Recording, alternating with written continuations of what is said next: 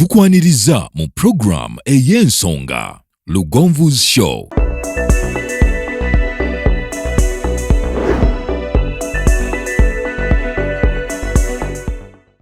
Africa yonna tuwuliriza Lugonvu Show. Genda ke Bulaya, Latin America ne Buwarabu. Chikolenga Lugonvu, wuliriza Lugonvu. Tonsubya Lugonvu, mwana wa mama, mwana wa tata. Mwana gwe Lugonvu, muwulire alina ensonga. Lugonvu Show ng'ezimba, wuliriza Lugonvu yekka. Walabya Lugonvu, mwana wa mama, mwana wa tata. Lugonvu muwulire alina ensonga.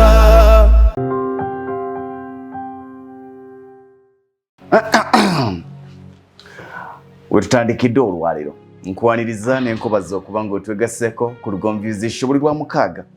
Tubeera ne bannaffe abawandega Imaging Center Dr. Aidah Nassolo abasinga bagamba nti omusawo w'abaami naye agamba nti n'abakyala gyali wadde ng'abaami ennaku zino nizogamba nti ffe tusinza okuba n'okusoomoozebwa. Twali twogera naga nti munnange sigamba nti ki naye abasajja ebitundu nga 5 ku buli 100 babayitamu kantolosemu ebitundu 5 ku buli 100 era beekwasa ensonga ziringa 4 oba 3. Ekisooka economy, ebyenfuna gwe bimanyi, omanyi obuzibu obuli mu byenfuna. Abalala beekwasa emirimu, ebirowoozo bingi, stress. Nyina ebintu byendowoozaako ng'onyumiza sex n'ebiri nyina gwe nali njogera naye yalaba sheenu naŋŋamba amazima sijja kulimba si bwe nali ntera okuba. Ntuuka nteekamu akasente kange kyana kipya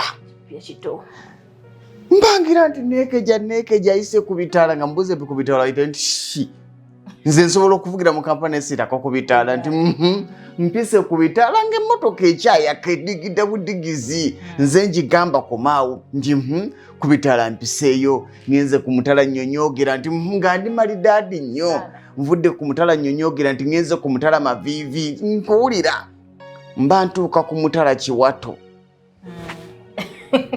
ne mubuze ekikintu awo we nakoma okutegeera oluganda ng'otulagira omwana n'antunuulira mwana agamba naye oba kiki nedda yambuza simanyi omaze omwana naye omanyi nga ekigambo ekyo kiruma yandi banno nga mubadde mwemanyi naye waliwo okubanga mupya anti omupya agamba kirabika oba kyekikula kye ugomanyiddeyo oba mumanyi entamu abakyala wetegereza nnyo omwami era teri muntu amanyi mwami nga mukyala we. Awo lwaki? Because kati bayira weebaka gwe n'ogweri n'ofuluuta nyina kyenkubuuza gwe musawo oba nkibuuze ku bw'abaami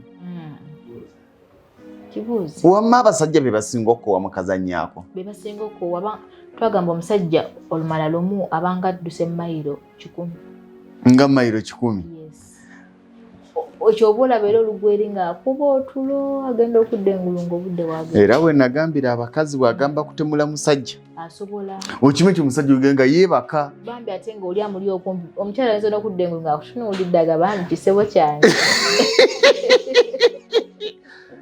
atunudde ati atudde n'okutuula gwe weebase tolina na buzibu nnyo era omukyala alina amaanyi ku mwami alina authority kubanga jjukira mu kaseera ako oba oweddeyo gweoba oweddeyo mataka mapoloti mazimba tolina obeera oweddeyo era aba alina authority yonna olina okukola kyabayagala oba obudde ogwamangazamba ogenda okudda nga ye atunudde obanga ava okudda ng'alina ku TV alaba ayinza n'okukubikako bw'ati nadda bali bambi kiki kyobalaba maami ogenda okudda engulungo engoye zigenda kkala yayozezza n'okwoza afune omukyala amwagala omukyala bw'aba akwagala kyekyobugagga kyofuna mu bulamu bw'ensi eno toweeragala bulamu bw'ensi eno onyumirwa nnyo omukwano omukyala kasita banga akwagala.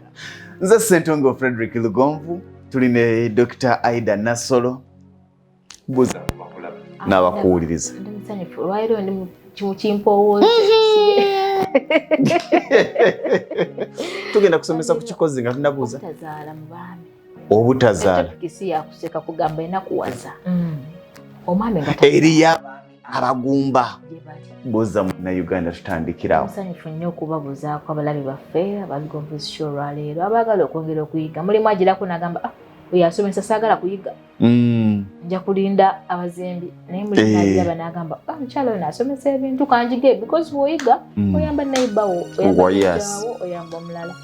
Tubasanyukidde okubeerako olw'omukaaga luno n'okwagala okweyongera okumala tujja basomesa ffe kyofunyeemu kyoyizeemu osobola okuyamba omulala because si bwe kyetwogera no kiba kikwatako naye kisobola otuuka ekiseera eyo ng'olina munnaali mu kizibu nsonga omukyala gwe nalaba nga akisomesako yakyogerako oyinza okuba kofuna okuyambibwa so tubaaniriza nnyo beerako paka lweggwa okitegeera mulimu abeerako naddukako eno tasobola kuddukako gwe omanya akaseera ako kugaba okafumitiza motoka tegeera ku bitale wa bakuli endako infertility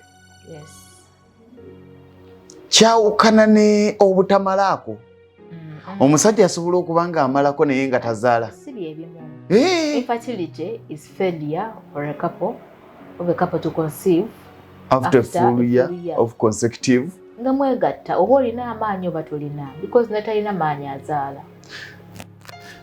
Ku byombi ki ekisingako? Anti mulimu infertility mulimu ne sterility. Sterility y'omuntu ali sterile eyatomera endiga tajja kuzaala. There are sterile couples and infertile couples. Sterile couples nga bakapu bo mwabatongoza nti abo tebajja kukola ki nga batomerwa endiga. Omwami n'omukyala omwami yefa kesi ye tajja kuzaala n'omukyala kesi tajja kukola ki omwami ne bw'avaawo n'afuna omukyala omulala tajja kuzaala n'omukyala ne bw'avaawo n'afuna omwami omulala tajja kuzaala. Ate zo couples nyingi zikozeeko nyingi bonna bagenda okujja nga they have problems nga tuyita sterile couple. Sterility is total failure nga bibi abebigaanye tebalinayo namikisa gizaala. Leero tugenda ku baami. Last weekend twali ku bakyala naye the other weekend twali ku bakyala twayogerako ku nsonga ezimu sijja bugamba twamalayo gye tuliko mugenda nga tusomesa tuli malayo nti tetusobola malayo. Waliwo yabuuziza ekibuuzo musawo wayogeddeko batafuna mbuto naye ate nze nfuna embuto siina mwana era abantu bagamba ndi mugumba sizaala naye nfuna embuto bwe zivaamu teziweza myezi 2 nga zivaamu abannabuguma. No, that is a different case. Oyo si mugumba. Abasociety kuyita omugumba kubanga tebakulabako ng'okutte ki omwana naye omuntu afuna embuto ne zivaamu buvi kati oyo aba alina ekikyamu kati noza tulina afuna oba ne tuwogera ku biki ebiyinza okugyamu embuto ebiyinza okuviirako omukyalo okuva mu mbuto naye ye omwezi gujja n'amesinga period n'akebera bakali positive naye agenda okugira wayitawo nga weeks 3 nga luvaamu kati oyo asobola okuba nga alina fibroids tetwayogerako ebizimba nga bya occupying omwana walina okubeera ng'omwana oluva eri ng'afoominze n'atuukawo naye kiruma naye teri kintu kiruma mukazi ku nsi kuno nga butalera ku mwana naye ate kiruma okulaba nga omwana agenda n'ayitawo. It is very very painful. Era omuntu bw'ati omugamba nnyo olina okusaba nnyo Katonda kozi yakaba embuto 6 eyabuuziza ekibuuzo omulabi waffe walugonvusi yagamba nze nakulabye naffe tuba twogeddeko zivaamu oyogedde kuba tafunirako ddala naye bw'oba obaamu embuto olina okukebera oyinza okuba olina kitwa cervical incompetence ng'omumwago guno ogw'omwana munafu ogwannabaana omumwa oguwanirira omwana kati ng'omwana olugwamu wali omumwa guno tegulina maanyi gawanirira ki lubuto luno lwekanga luyiseewo buyisi nga fertilization has occurred mwana ayingira mu nnabaana naye ng'omumwa muggule the cervix is not closed ayitawo buyisi tuyita incompetent cervix era tukiraba mu sikaani ekyo naye tukiraba ofunye olubuto twalibaddewo ofuninawo bwoti olubuto pa oddukirewo mu ddwaliro olubuto lwange okulaba si kulwanga lubaako ekirujjamu sikaani ono alaba is the cervix okay oyinza okuba omukyala ayinza ofuna olubuto ayinza ofuna olubuto ng'alina ekizimbe eno mu magi kyetwayogerako kyobaransis kinyigiriza nnabaana eno kiranga bonagamba nti wabawo ekintu ekisindika bwe kiti kati omwana oluyingiramu bwati alina force kimupulusa puluka kimunyiga n'apuluka omwana ayitawo. There are very many causes oba kyetuyita rhesus compatibility rhesus Mr. All blood group ki ndi O plus. Oli O. What are you sure? Siri sure naye ndowooza O plus. B plus. Neffe twasinga ndowooza. Buli omu alina blood group eyiye. Nanti waliwo blood group ezisinga. Rhesus incompatibility kitegeeza Mr. oli Lugonvu O plus. Bw'ofuna omukyala ali A minus. Omusaayi gwammwe tegukwatagana. Ogenda kuleeta enkwanso erina O plus, omukyala aleete G erina A plus. Ali A minus omukyala yali negative. Tulina rhesus positive ne rhesus negative. Kati aba A plus yesinga obwo, B plus bwe basinga obwo. Naye mulimu abantu abamu abaki negative.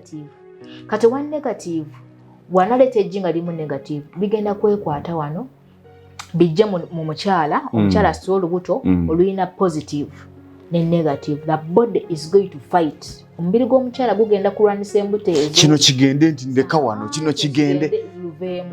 Era muyinza okwagala nga temukombye ku mwana. Oyo omuntu ayinza okubamu embuto 10. Lindako, blood group y'abafumbo ematalinga kuzaala. Nnyo kikomeko kinnaaki. Are you for real? For real. Nti wobeera ne blood group O plus nze Aidah Nassolo nga ndi nze yange ya B plus.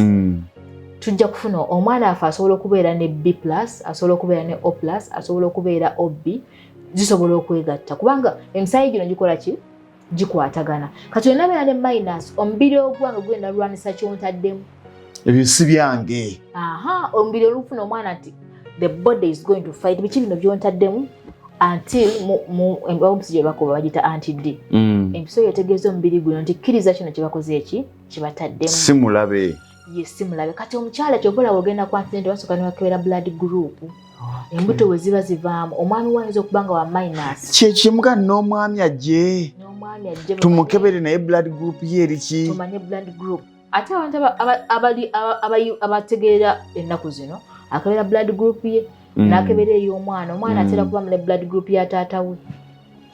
Kati kijjawo kiri kya DNA. Kati bw'owa O plus ozaala otya omwana? Wabbi. Lindako. Yesebo.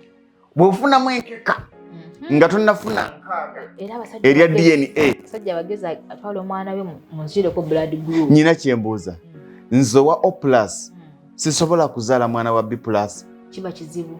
Omwana we alina okuba nga alinako jjukira tasoma kabiology akatono genetics. Genetics oyo tulina O plus bw'ogenda ng'ozitiiminga zirina okuba nga ono omwana alinamu content yo taata we. Bwebula. Ayinza obba si wowo. Era omwami omu yaŋŋamba nze musawo nategeera nti omwana si wange. Tugenda mu ddwaliro omwana alwala. Bamujjako mbaganye mukebere ku blood group. Bagenda okebera blood group y'omwana si y'omu n'eya taata. Omwana ali amwekengera dda. Omwana tamufaanana. Naye omwana alina gwafaanana. Weyeekengera. N'agamba nekangene ku DNA. Teyayogera ng'ajjako omusaayi nga bagutwala omwana gwa DNA. Tugenda okuddangira omwana si wuwe. Kiva mu kumanya. Okubeera ng'omanya. Era abasajja kati bagezi. Omukazi sookera ku blood. Okebera blood group kireka expensive. Kyanki kumalawo ng'enkumi 5 oba mutwalo. Abakusedde ennyo mutwalo. Okebera blood group. Yes. Blood grouping and cross matching. Banga n'okugenda mu theatre balina obbanga amanyi blood grouping. Tekirina gundi yonna. Naye just abantu babifaako ebyo ebintu. Naye jjukira mugenda beera mufumbo nga temulina mwana olwa blood group zammwe. Nga tezikwatagana. Yes, buli lw'oluteekayo nga luyikawo. Ate omukyala bw'atyo singa omwami anaaba positive n'akuteekamu ezo embuto kitegeeza tojja kuzaala mwana until ofunye ewa negative oba B minus. Paka ng'ofunye omwami wa B minus w'olivaayo ku mwana. Kituzaayo ku kiri kye twagamba. Omwami yagenda okusinkana omukyala ng'omwami alinayo abaana. N'omukyala gwe yasinkana ng'alinayo abaana. Of which bombi si bagumba. Naye bo bwe baasisinkana baanoonya omwana okumala emyaka emeka n'abula. Omukazi n'anoba gye yagenda yazaala. Omusajja gye yamuleka akawala ke yafuna yakazaalamu. Ki ekyali kibuzizza omwana wakati awo? Blood group. Bagiyita rhesus incompatibility. Rhesus incompatibility. Incompatibility. Ojja kubeera dokita nze kulaba omuwalawo kawala kange ate nga wa imaging. nakimugamba dde oyo. Resus incompatibility. Bw'obanga oli wa A- n'ofuna omwami wa O+ oba B+, waliwo possibilities nyingi nnyo obutafuna lubuto until nga bakubye akayiso ka anti-D okulabula omubiri. The body gets prepared nebeera nga kino terwanisa kino ekikoze ekizeemu era wotagifuna ate wozaala omwana asooka because omwana asooka asobola okubeera wa minus oba omufunye go ali minus abeeramu naye kati owookubiri owozaala omwana asooka balina kukubeera empiso immediately 24 hours nga wakazaala. Yes. So kati omukyala yabuuza ekyo ekibuuzo sisobola kujja nensomesa buli kimu naye you can highlight n'oyigamuko kubanga kali akange takakonyeeko bintu bingi nnyo ebiyinza okukwetera okuvaamu olubuto bingi nno nabbuguma twayogera nabbuguma kyekitegeeza. Waliwo yabuuzizza musawo yatugambye nti omukazi yandibadde yeegata at least buli mwezi omukazi n'areleasinga ku mazzi agambye yamaze emyaka 3 takamanyi akamere tali ku buzibu. Tulina obuzibu n'akamere. Omwami this week on Monday omwami yazze nga azibikidde nga prostate eno esazeeko bladder nga bamutaddemu akaseke. N'omwami gwe nakolako babeereyo obutambala naye abantu bangi nnyo benkolako nga mugamba nze omukyala gwe mmanyi akola ku bya prostate ali wandegeya naye ng'onaayogera ali mu kapiira takyasobola kufuka nga ye ali mu kapiira ngenda omukebera mugamba naye bannange ne mwami mukadde tali ku YouTube nga mugamba ng'oluddewo nnyino prostate teri over 20 years ng'ekutawaanya natandika okufukaafuka mu 2002 okufukaafuka naye nenywa ku buhabo bwe babadde bampa obuddagala bwokugayagaaya ku bupeke nembeerawo nakyo era nze mbadde sigenda mu ddwaliro naye kati nagenza olaba nga takyasobola kufulumya musulo nga gumuluma eri munda naye nga tegulina kukubo prostate yasalako bladder. Yes. Ne mugamba naye tugenda kwatutaka na kapiira ogenda kukabeeramu emyezi egi bw'ofuna obujjanjabi. Akawago ekisooka kalwadde yafuna chronic cystitis akawago ne kazimba nako nga kalwadde ne prostate nezimba erina obuzimba esazeeko bladder. The whole system is complicated. Namanyi bwe yanzizeemu musawo nasobola okulya kamera ako ng'akaagala nakomya okutegeera nekamba ayagala kamere. Ali myaka emeka? Ali myaka 78. Akyalya 78 nangamba omukyala ye wamulabe nazze naye ngenda ofula omukyala wa myaka 3 muogo anti mukyala wange yafa kinoonya bintu ekyo mukyala wange yafa nenfunayo omutoyo gwolabyawo kati nzawo tusobola mukuuma oyo nga sitambuza naye ayogera ali mu kapiira agamba kijje mu ndye mu kapiira ayagala kulya naye ngaali mu kapiira mugamba kati wannange ogenda kulo n'abasajja baatamiira akamere tannaba kutereera bukyokwerowoozaako naye naawona because at the end agenda ku prostate. Nze waliwo omuvubuka mukwano gwange baamutayirya naye nabaddamu mutunga emirundi egi nga kyekimutunza nga bibanga ebikwata n'awaga ne bita bibanga ebikwata n'awaga katukomewo. Lwengo General Hardware abasangibwa e Katende Namutamala ku lw'e Masaka kilomita 3 zokka okuva mu tawuni y'e Katende ku Kidde Nakawuka ate nga balina enteekateeka ennungi kuba mufuna mpola ogulawo account n'osasula mpola ebintu byo ogenda okumaliriza ng'ebintu byo bifuna omulundi gumu. Osobola okubafuna ku ssimu 0700 636 oba 0760 585 228. Lwengo General Hardware ku lw'ebizimbisibwa eby'omulembe.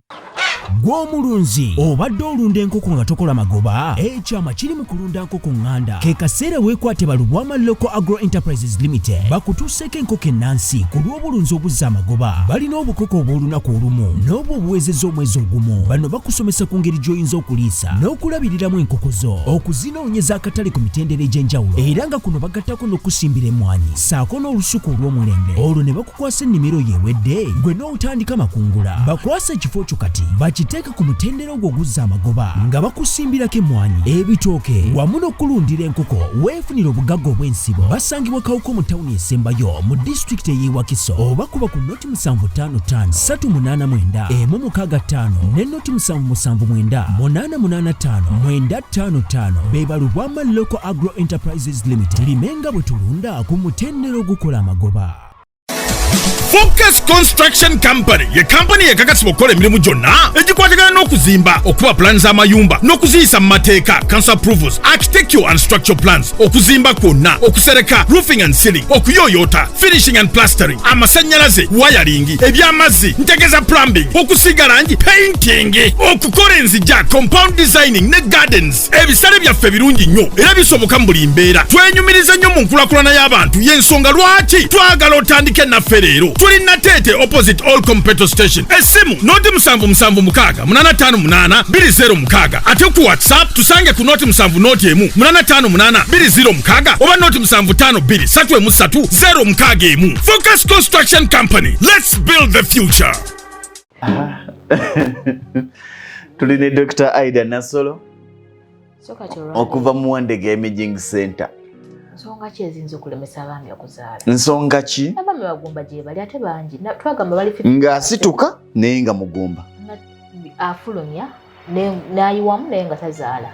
Awo tugenda okutunulira olunaku olwaleero.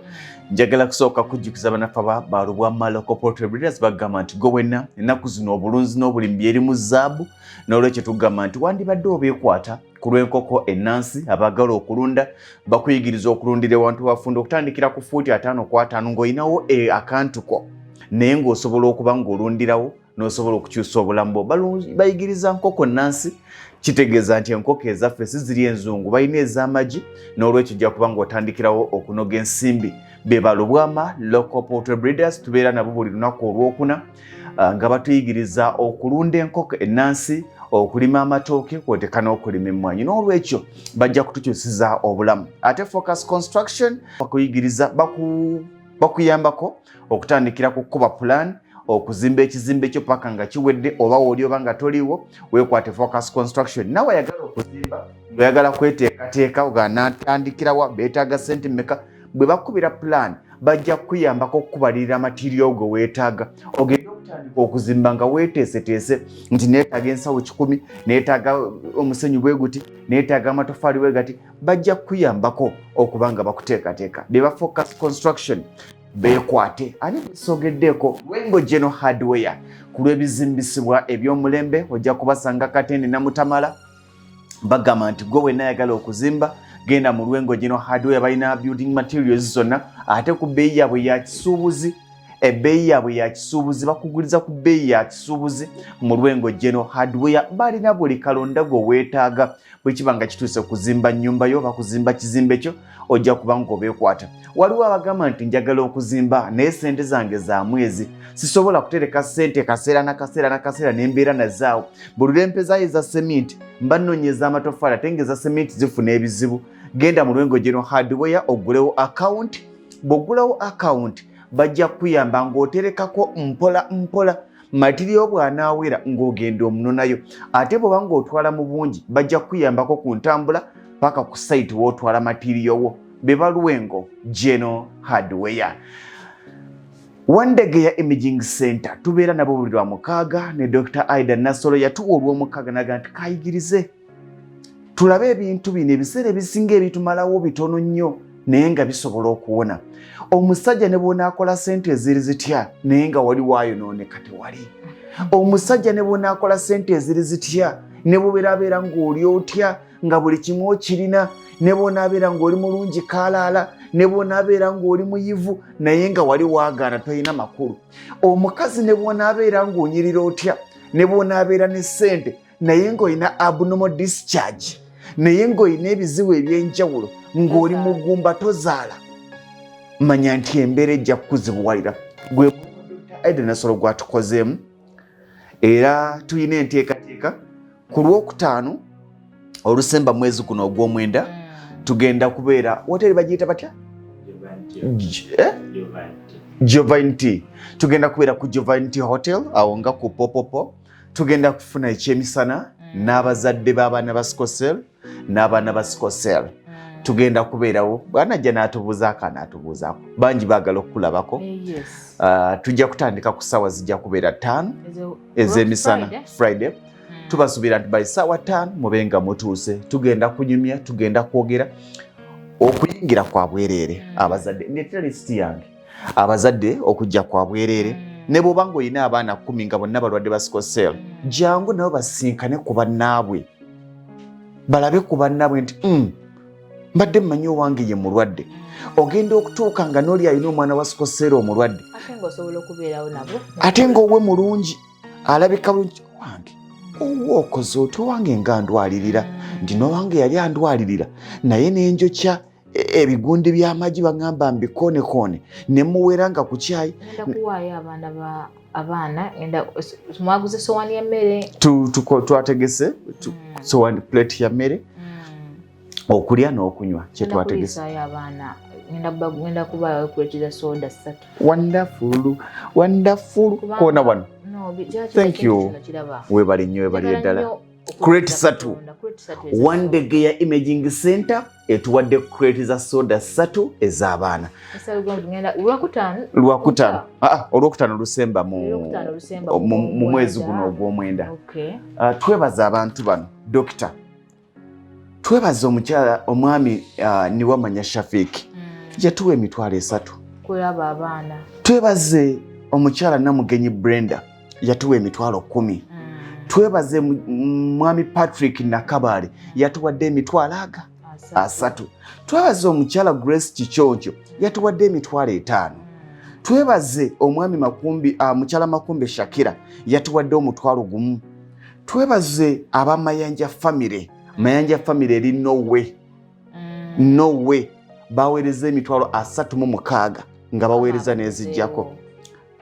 Okyasobola tutereko Dr. Aidah Nassolo atuwadde crate za soda 3. Nze njagala nnyo ogwo mulimu gwa Katonda ya misalo gwo Mukama agenda kwongera akuwa ekyamaanyi. Amina. Because bano abaana tebayagala kuzaalibwa n'obulwadde. Naye obulaga omukwano Katonda kyayagala okuviira ddala ku mutima gwo odduukiridde omuntu ali mu buzibu.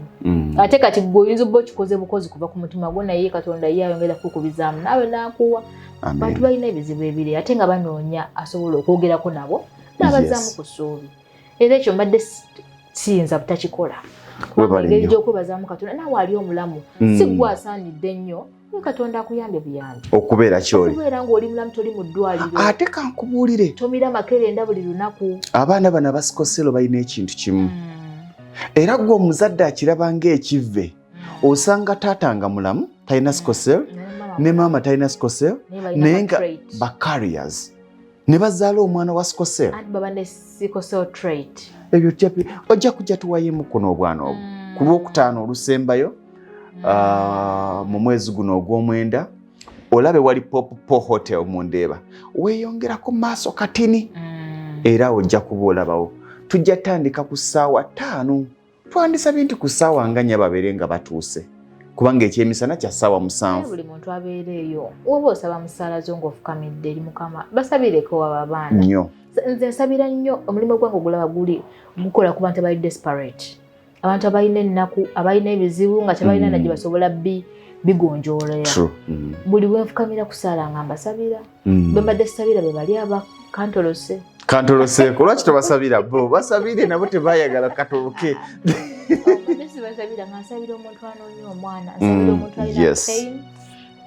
Nsabira omuntu kati omuntu alina testicles nga zimuluma. Omuntu alina omugongo nga gumuluma. Ebintu byokka byokka bikufuula okubeera desperate n'ogwamu essuubi. Abo bo buli ku vivi ku ddayo lyange waliwo church. Balina okusabirwa abana abantu because ezo embeera tezigumiikirizika. Olaba omukyala alina omwana asikosero omwana abeera mu pain ku makya n'owulira nga weekyaye. Waliwo akaana ke nalaba ne kagamba maama lwaki sifa nenvaawo nenkuwonya obulumi. In fact nalaba akatambyawo ke kansitula omutima ne ngati nyina okulyako n'abaana. Maama lwaki sifa nenvaawo nenkuwonya obulumi. Unfortunately nti ebiseera ebisinga 80% ku famire ezo ogenda okulaba nga bataata badduse. Ensajja tebagala gumiikiriza nnyo bizibu. Kastamanya nti omwana wa sikosero. Anti mubeera mu ddwaliro buddakiika, omwana abeera ku misaayi, Yeah. abeera ku ddagala, omwana abeera mu pain, omwana ayinza oluma amagulu gano n'owulira ng'owunze. Era webale nnyo. Amina. Tuzibale olwokutaano olusemba mu mwezi guno ogw'omwenda tugenda kubeera ku Jovine Hotel okuliraana Popo Memorial Hotel awo mu Ndeeba we tujja okubeera by ssaawa 5. Oyinza okuba ng'olina kye weetaaga okumanya ntambula ntya, tujja kubawa ennamba y'essimu egenda kubaako ku screen yawo. Ogenda kuba ng'ogirawo oba ng'olina kye weetaaga okumanya, weebuuza ntambula ntya, nzije n'abaana meka. Ne bw'oba ng'olina abaana 10 abasikosero baleete, tetulina limiti. Ne bw'oba ng'olina abaana 20 abasikosero jangu nabo, tetulina limiti kwolwo. Kyabwereere, tewali kusasuza, tewali kukola ki. Naye ye omuzira kisaga nti mwami Lugonvu kakwatireko ku mulimu guno. Waliwo omwami ye ssentebe wa awo mu kibuga Kampala awo. Yansuubiza nti agenda kugulira abaana baba 3 oba 5 ekyemisana. Mwebale nnyo, mwebale ddala. Dr. Aidah Nassolo, tukomewo. Peni n'olupapula. Peni n'olupapula. Agende ku lutindo. Aha. Tusomese system eno. Empapula ze baleese zimala. Simanyi. Baleete endala. We tunaakoma nga tutandikirawo oludda kukwata. Weno gundi yaffe twajja kusomesa bannayuganda. Kwata. Aha. Sobola bakola bati. Leeta.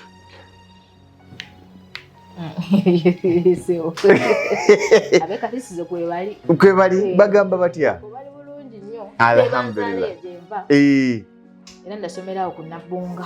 Naye amagezi wagajjawa? Ate amagezi Katonda akuwa buwe akirabo. Kituufu. Kirabo okuva eri Katonda. Kituufu. Era kyova olaba njagala nnyo okusomesa omuntu alina okuyamba. Nga njagala nnyo okuyamba omuntu. Era nze omuntu wantukira ku ddwaliro awo ayetaaga obuyambi.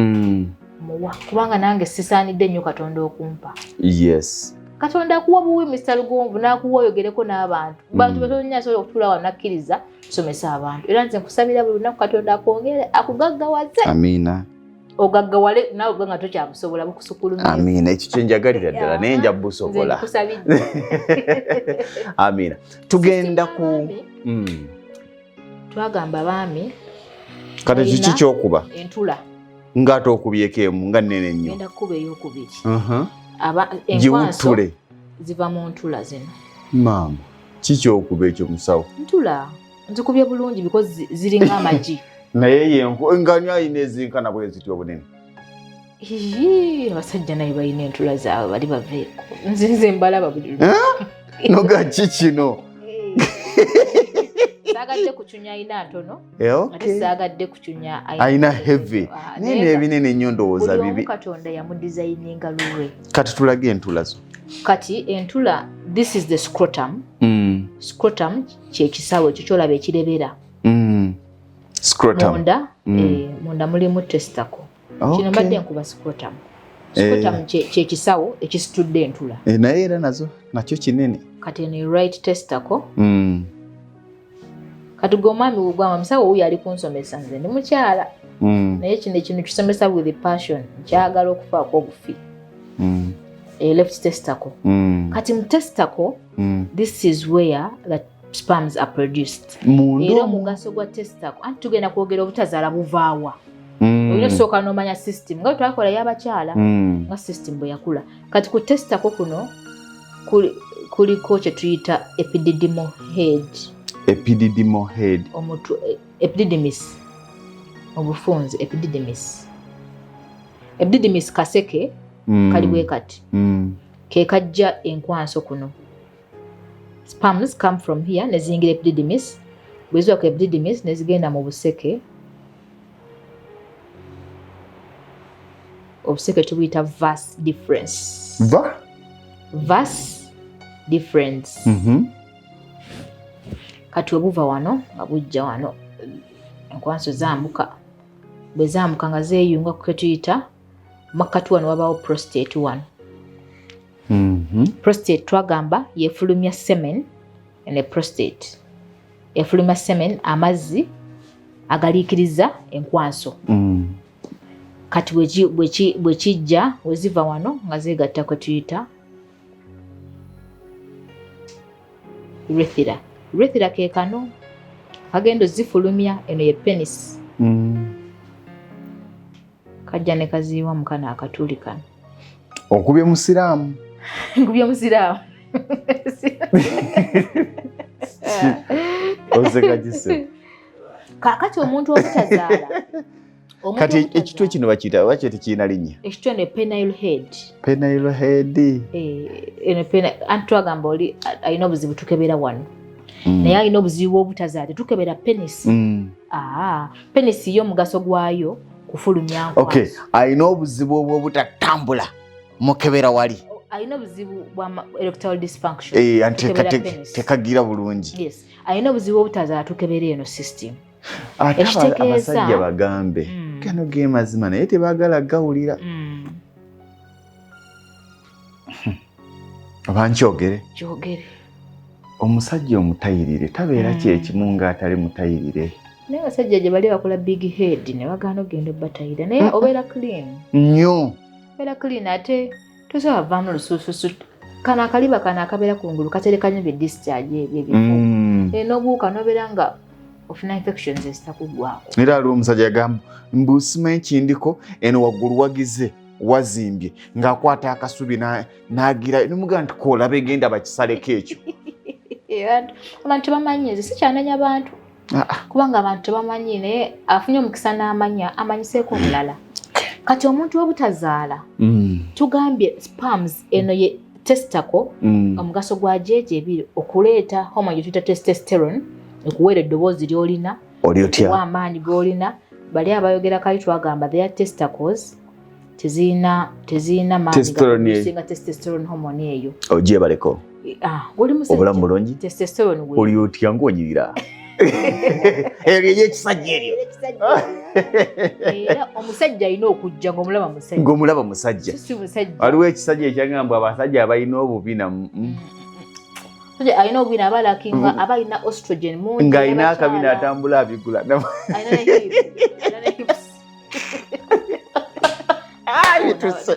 bituse bane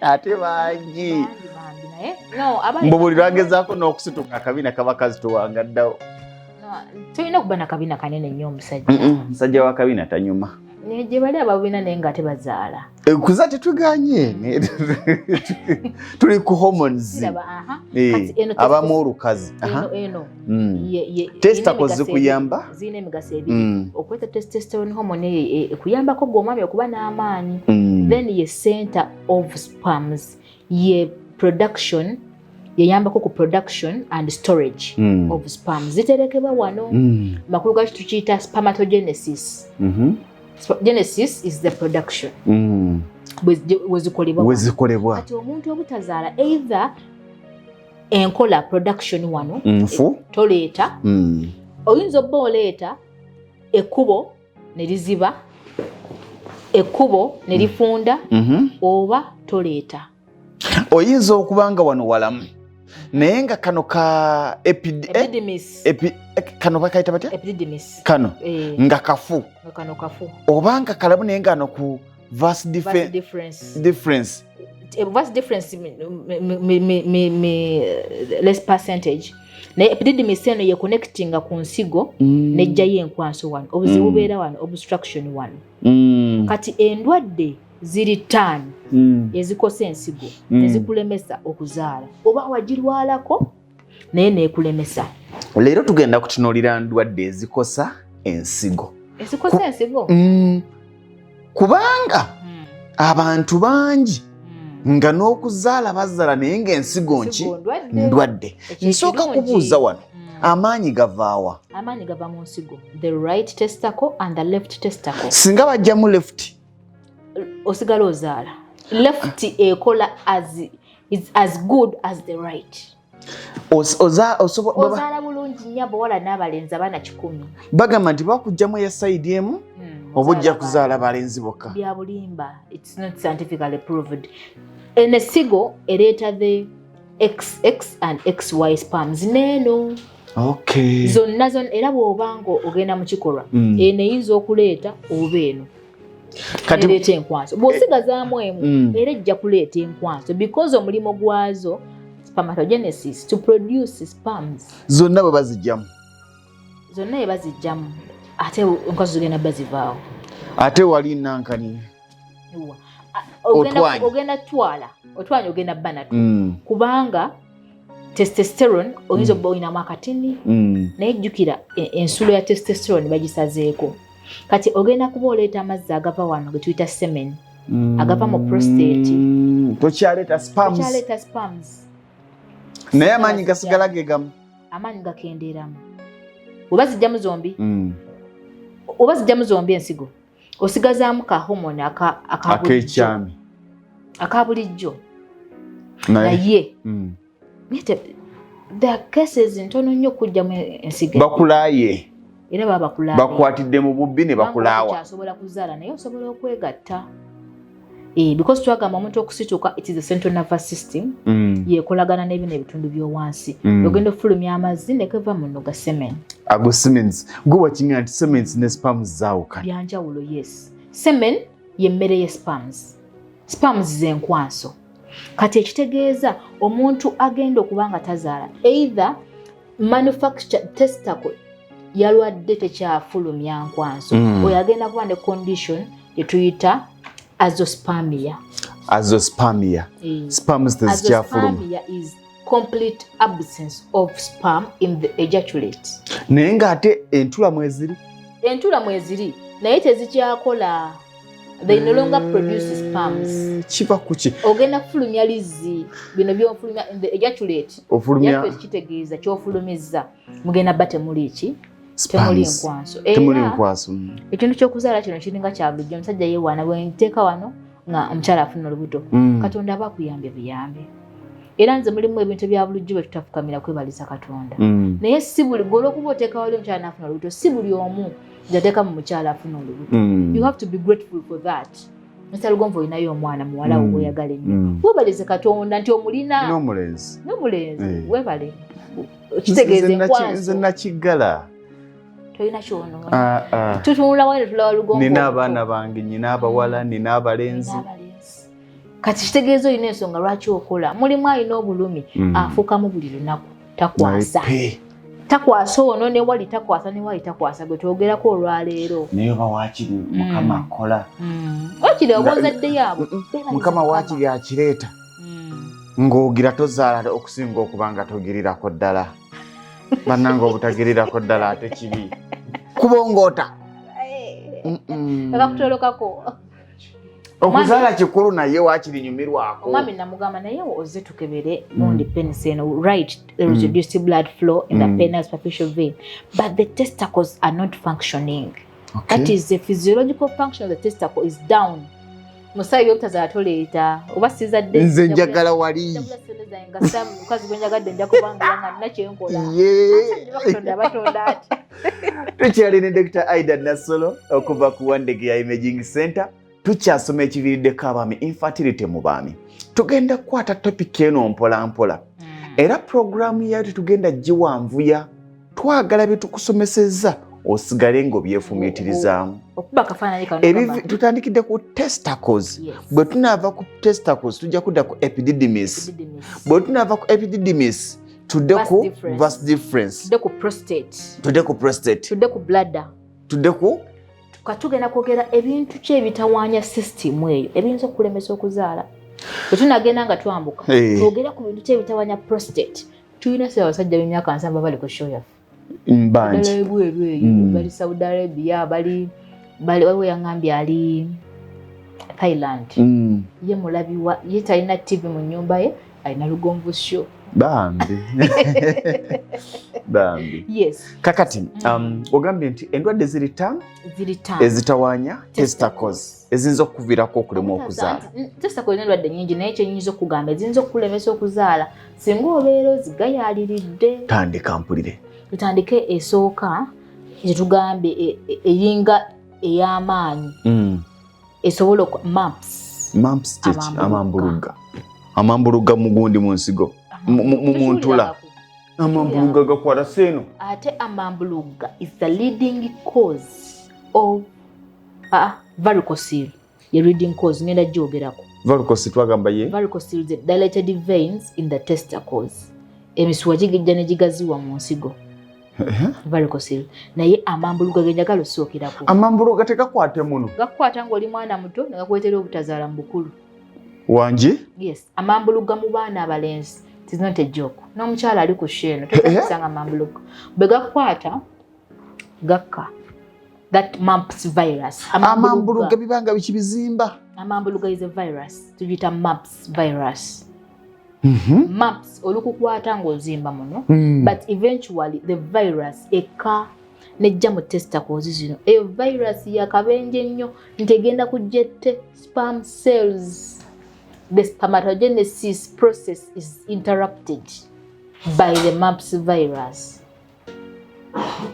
okitegeera linda akawuka ka mumps era abasajja basinga jana ga musawo sina zadde naye nawalako amambulu ga nze wenkukebera ntesta kunjaga oluganda kati amambulu gagakwatagalirawa n'entula anti gakka the virus ejja neyingira mubiri nekka wansi mu testicles nejja neyonona the testicles it destroys the functioning of the testicle destroys the spermatogenesis process nobeera nga tewakyakolebwayo nkwanso aba akyasobola okutereezebwa. It depends on the time you have come. Waliwo okubanga amambulu gaganuma ku myaka 5 kati gugaluma ku myaka 5 gaba gagenda dda ne gakolako damage kati ojja genda ekisooka onaakola sperm count ng'olina azoospermia.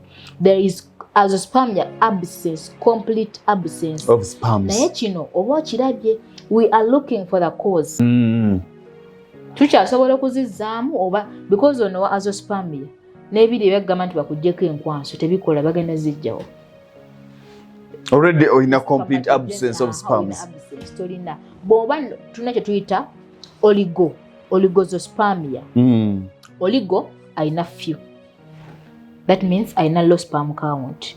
Ntono. Buli lwomala n'oyiwa mu mukyala olina ofulumya sperm miliyoni 2 okudda waggulu. 20 million sperms. Nakoze ku kyame nga kirina miliyoni 2. Kigambe musawo tonsagirangako. Musawo. Encha sande okola. Sande ya mwami. Kumande. Sande no sibeto. Kumande nzikiriza nkukere. Just sperms zangu zikebere. Ziri meka. Doli wankebera. Sebo nagenda. Ndi ku 35 cm per second. Aya. Koti si awere musajja gwe. 35 centimeters per second. Osobola okuwuja eddakiika 3 teno ddamu. Anti era nze nagamba nze simanyi kuvugira mu GM sivuga automatic. Number 1 n'olinya ku clutch. Number 2 katujje kateni nnyo. Lwengo General Hardware abasangibwa e Katende na Mutamala ku lw'e Masaka kilomita 3 zokka okuva mu tawuni y'e Katende ku kidde Nakawuka ate nga balina enteekateeka ennungi kuba mufuna mpola oggulawo account n'osasula mpola ebintu byo ogenda okumaliriza ng'ebintu byo bifuna omulundi gumu. Osobola okubafuna ku ssimu 0700 636 oba 0760 585 228. Lwengo General Hardware ku lw'ebizimbisibwa eby'omulembe.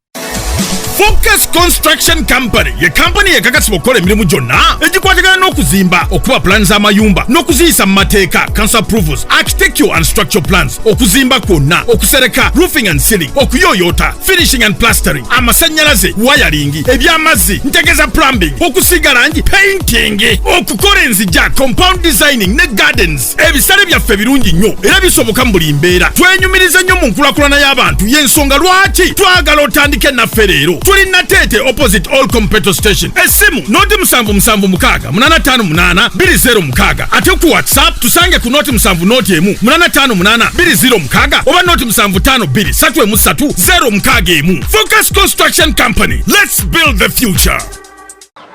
gw'omulunzi obadde olunda enkoko nga tokola magoba ekyama kiri mu kulunda nkoko ŋŋanda ke kaseera weekwate balubwama local agro enterprises limited bakutuuseko enkoko ennansi ku lw'obulunzi obuzza amagoba balina obukoko obw'olunaku olumu n'obwo obuwezezza omwezi ogumu bano bakusomesa ku ngeri gy'oyinza okuliisa n'okulabiriramu enkoko zo okuzinoonyeza akatale ku mitendera egy'enjawulo era nga kuno bagattako n'okusimbira emmwanyi ssaako n'olusuku olw'omulembe olwo ne bakukwasa ennimiro yeewedde gwe n'otandika makungula bakwasa ekifo kyo kati bakiteeka ku mutendera ogwo oguzza amagoba nga bakusimbirako emmwanyi ebitooke wamu n'okulundira enkoko weefunira obugagga obw'ensibo basangibwa kawuko mu tawuni esembayo mu disitulikiti ey'e Wakiso oba kuba ku noti 755 389 165 ne noti 779 885 955 be balubwama local agro enterprises limited limenga bwe tulunda ku mutendera ogukola amagoba. Dokita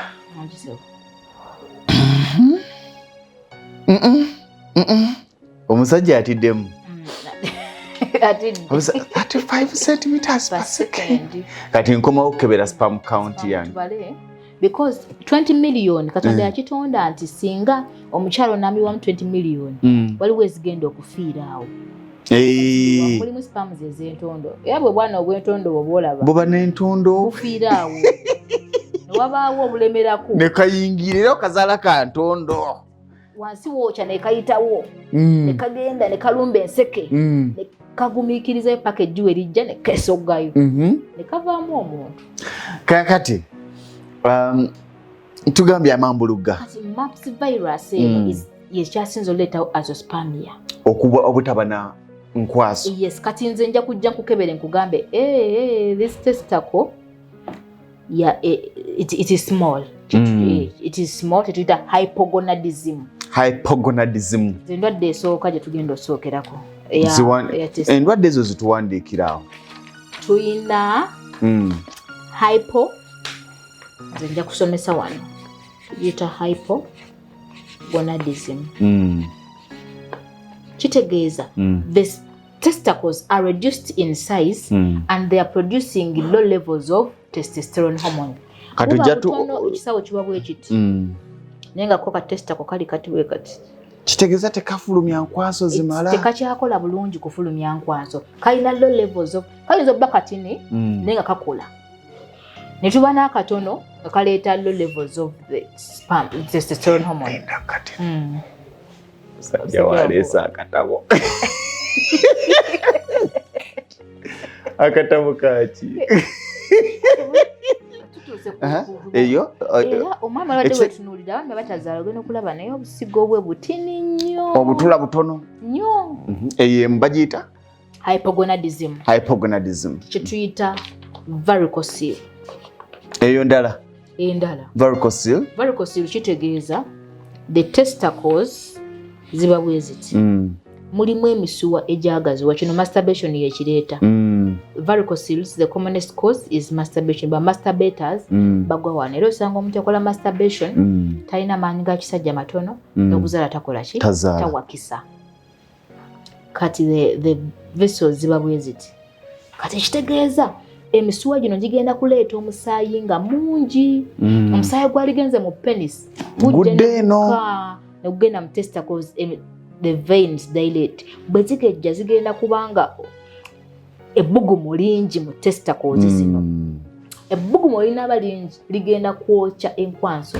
ebbugumu lingi zife ono waano agenda kufulumya low sperm count awona tugende kuyokusa twayise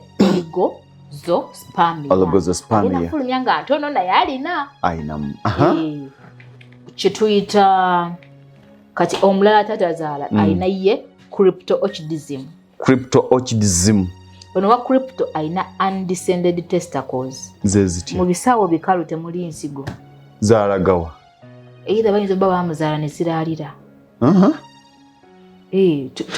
waliwo ogundi yakyo ekibuzo wakiraba nga nti omwana wange talina nsigo nzikebera tezirimu ziriwa era waliwo omukyala yamundezera ne mukebera omwana nga zaalaalira ngendo zikebera nazisanga eno nazikebera mu ingwino actually ng'owandika mu report the scrotal sacs ekisawo kye twakulaze kuno kino kisawo they are empty wali mu kuwandika report however the testicles are visualized in the inguinal region. Nazisanze eno. Zivaayo zisobola okuvaayo.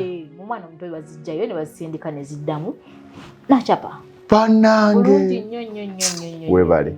Tugenda tegeka bwe tumala okufuna ekyemisana n'abaana ba Sikosel.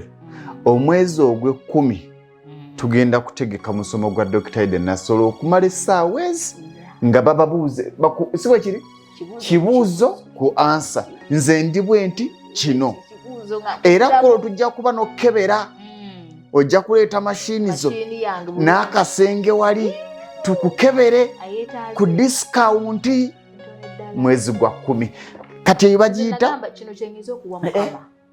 amazima sisanyukangako nga bwe nsanyuse kubanga abazadde bangi abalina abaana nga bwakwata mu kisawo temuli kantu kyokka nga zisobola okudda eno baziyita ingwino eno inguinal region nze omulimu gwange nino zinoonya ne mmanya we ziri because ensigo ezo ziba dangerous ku mwana oyo nti gye ziraalidde eno zisobola okuleetawo obutazi zisobola okuleetawo kansa kubanga ziri mu kifo kizitalina kubaamu ate jjukira testicles ezirina cells ezikola sperms kati the abnormal growth of cells kyekivaamu cancer.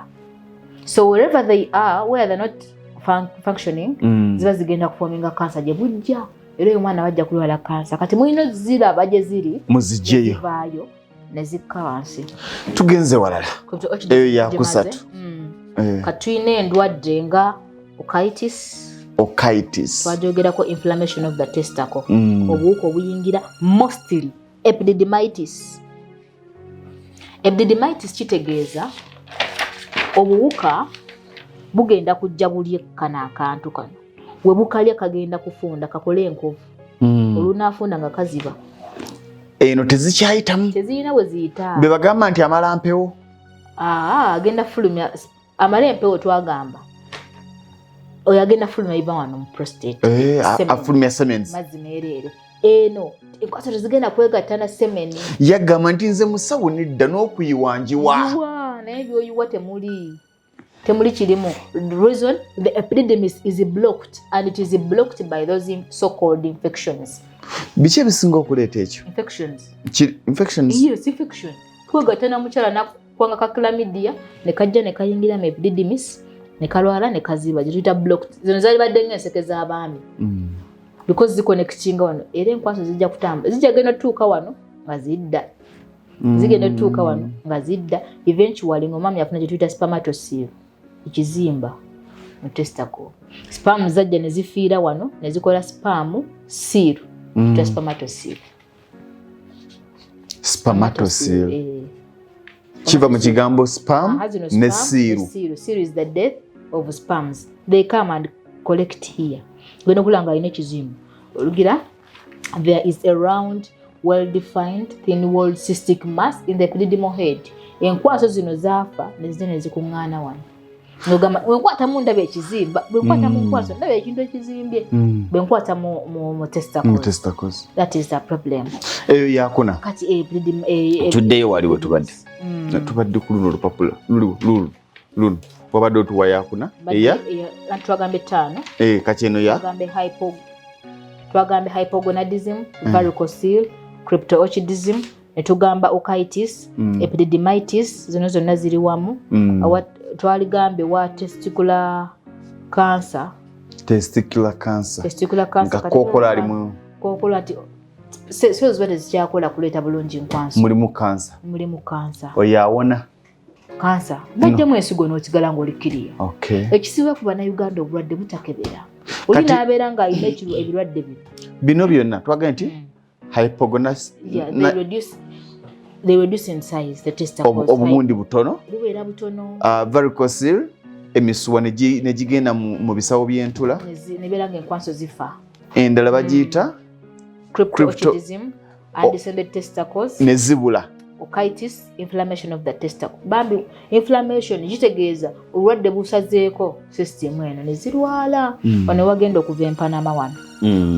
Empanama twagamba ye hydrocele. Hydro mazzi, seal collection. Negagenda mu nsigo. Ensigo zijja kuba bwe ziti. Oli n'akafaananyi kange ku ssimu. tujja kabalaga engeri gye zifaananamu katuteereyo okay bwekityo bwe kiba bwekityo ensigo ezo nga zibeera zirimu amazzi nga zikuŋŋaaniramu amazzi ku ndwadde zino nga bwozitulaze ndwadde mmeka eziwona singa nzizuula amangu singa tuzizuula amangu zonna ziwona singa muba nga muzizudde siyinza kwonoona ebintu bino nga bw'obitugambye hypogonadism varicocele crypto bagita cryptorchidism okitis waliwo gye bayita waliwo testicular cancer zonna ziwona singa ozizuula amangu singa oba nga weekebeza n'otegeera katwazze ku butazaala nno tuli kwogera ku nsonga ezo ze ziviirako obutazaala okufulumya enkwanso entono obutafulumya nkwanso because omuntu alina bino obuzibu tugambe novaricocele waleeta low sperm count twatandikidde wano jjukira tutambula tusensera mpalapa eno endwadde zino zigenda lemesa stowa okufulumya kiringa nga wona agamba tuli mu kizimbe waleseemu kasooli mulimu emmese emmese zigenda kubeera zirya kasooli kitegeeza agenda kubuuza eri nga tukyatuleetera kasooli waliwo ekirya ki kasooli ono ogenda omufulumya nga mutono actually obuwuka buno busobola okumalamu kasooli oyo nobeera nga tokyafulumya kati tulina okukola ku kiki ekirya kasooli ono osobole okufulumya ki kasooli spams zino sigenda kwongerako wadde nzikiriza tutandikiraawo ku lw'omukago olujja nga tunnyonnyola ndwadde ku ndwadde tujja kutandikira ku bazadde abalina abaana nga tebalina bundi butula munda tebuli n'obubonero buki bw'olabira nti nno bannange kirabika nina ekikyamu nandiba n'obuzibu amala empewo ate oyagirawo mu ddwaliro kubanga kiba n'omukyala kimukwatako naye abaami abeereyo ne yeekumiza ng'amanyi naye ne bakakuona omukyala teyafuna lubuto n'oli teyafuna naye ng'agumiddeyo si bulamu na Uganda tuli basanyufu nnyo okwongera okubasomesaako bayize bwe olwaliro omukyala ayigiriza omwami wo ogambe nze nalaba omusawo ng'asomesa kati nza kusomesa omukyala omwami ajja ssanyu kati omukyala asomesa sisitemu yange agitegeera ne Wandegeya imaging center wenyambala kano Aidah imaging specialist imaging okukebera specialist ngoli mukugu kyo kukebera wa specializing awo kitegeeza wasoma ebirala naye n'ogamba nja kukukebera walemanya kyolimpa kusangibwa Wandegeya ku stage ebeerako ezidde ekamosha noyandagirirawo otuuka ku bitala booti oba otuuka ku kitala kye Wandegeya oba olabawo ng'okuba essimu 0-7-8-9 95-97-38 ng'otuuka Wandegeya ng'ogikuga musawo 0-7-8 95-97 0781959738 then ya WhatsApp zinga ka message ko it is 0705 25 14 59 0705 25 14 okubako noyongera okwagala okumanya 14 59 0705 25 14 59 ya Wandegeya imaging center yakadde okwebuuza osobola okujjawo ne twogeramu obulamu asiika obulamu tassa mukono kasolonga azo kyali mulamu mukama abukuwadde obulamu bufeeko tujja bayigiriza engeri y'omwami gye weekeberamu okumanya ensigo zo bazirina ekikyamu oba nida kita self examination gwe kennyini omwami nga weekebera ekitegeeza woba ofunye obukyamu oyina ekikulaga amangu twaliwo ki n'abakyala babasomesa self examination y'amabeere ensigo ge mabeere g'abaana wangi musula bulungi so eyo yebadde program Lugonvu's Show Afrika yonna tuwuliriza Lugonvu Show bendake Bulaya Latin America ne Buwarabu kikolenga Lugonvu wuliriza Lugonvu